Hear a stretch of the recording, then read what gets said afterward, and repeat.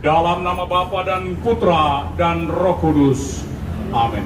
Dalam percakapannya dengan Nikodemus, Yesus berkata, begitu besar kasih Allah akan dunia ini, sehingga Ia telah mengaruniakan anaknya yang tunggal. Bapak, Ibu, dan saudara-saudari yang dikasihi dalam Kristus, dalam Injil hari ini kita dengar bahwa dalam percakapan antara Yesus dan Nikodemus,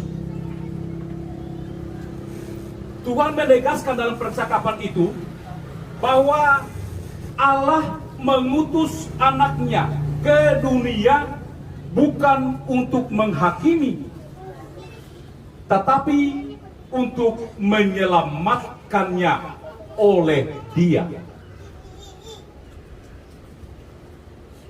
Ini artinya setiap orang yang datang kepada Yesus, dia akan dikasihi.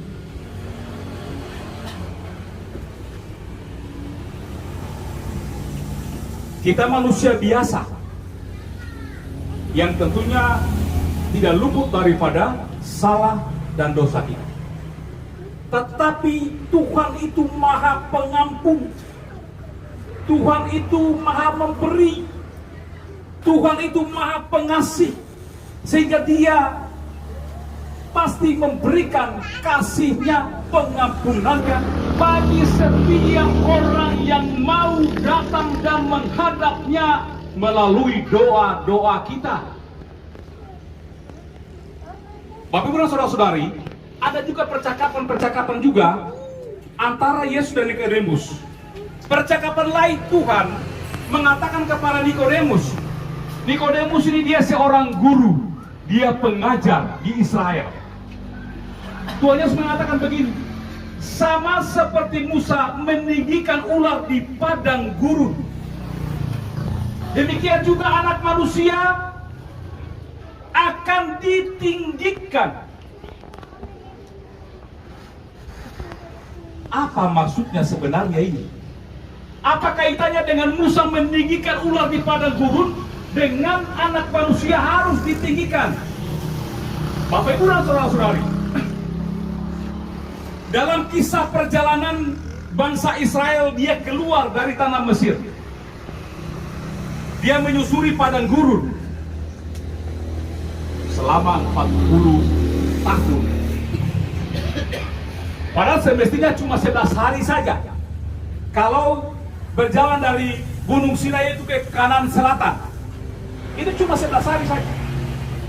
Tapi Allah murka atas mereka. Kenapa Allah murka? Karena mereka tidak sabar. Mereka membuat sesuatu yang melawan akan Allah dan Musa sendiri. Allah menghukum mereka supaya berputar-putar saja mengembara di padang gurun itu sampai dengan 40 tahun. Sampai dengan generasi-generasi pertama yang keluar dari tanah Mesir itu, mereka yang umurnya 20 tahun ke atas, berarti 21 tahun ke atas. Itu mereka generasi pertama itu meninggal di situ dulu. Ganjaran dari tidak ketaatan mereka terhadap Tuhan itulah Tuhan marah murka dan mengirimkan ular tedung. Mengirimkan ular tedung untuk apa? Untuk menggigit mereka, orang-orang yang bandel, tidak percaya, supaya mati, supaya mereka binasa. Ular itu disebut ular api. Artinya selain warnanya, ketika dia menggigit manusia itu, ya terbakar. Akhirnya mereka mulai menyadari akan murka Tuhan atas sikap-sikap mereka. Mereka mulai menyadari akan kesalahan mereka. Mereka menyesal. Akhirnya mereka harus datang kepada Musa. Mereka berkata kepada Musa, kami telah berdosa.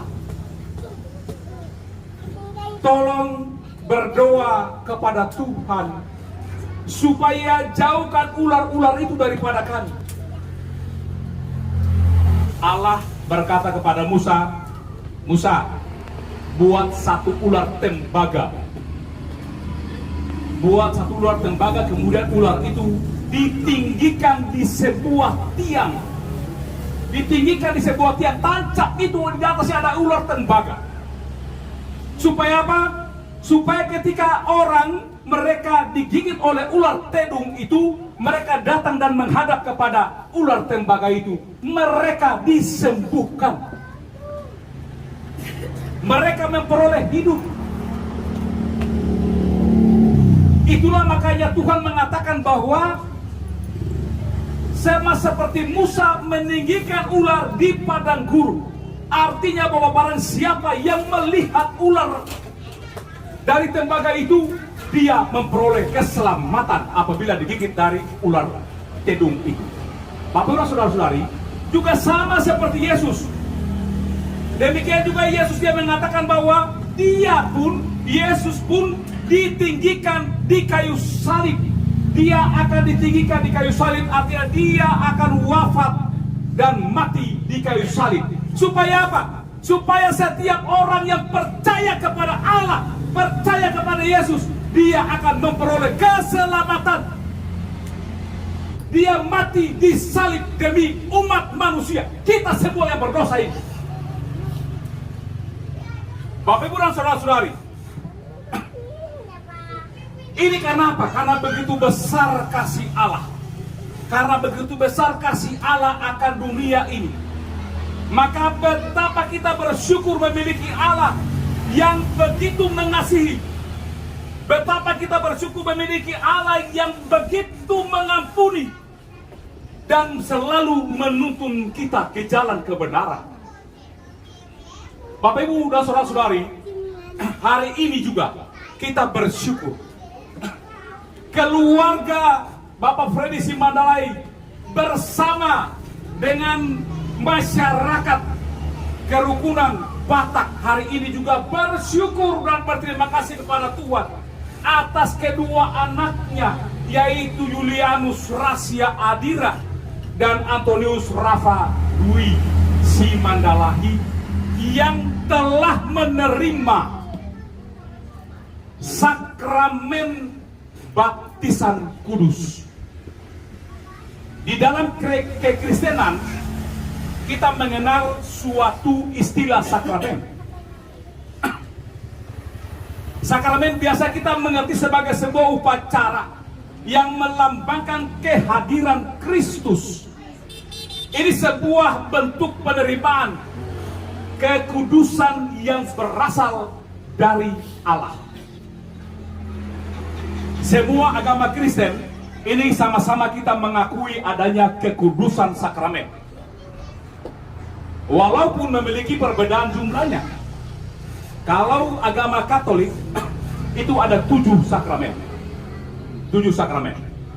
Mulai dari sakramen pembaptisan, sakramen krisma, lalu sakramen pengampunan dosa, sakramen ekaristi, sakramen pernikahan, sakramen pengurapan orang sakit, dan sakramen imamat.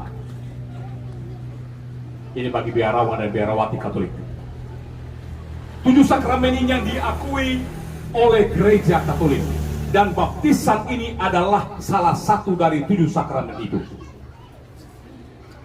Sementara dari umat Kristen itu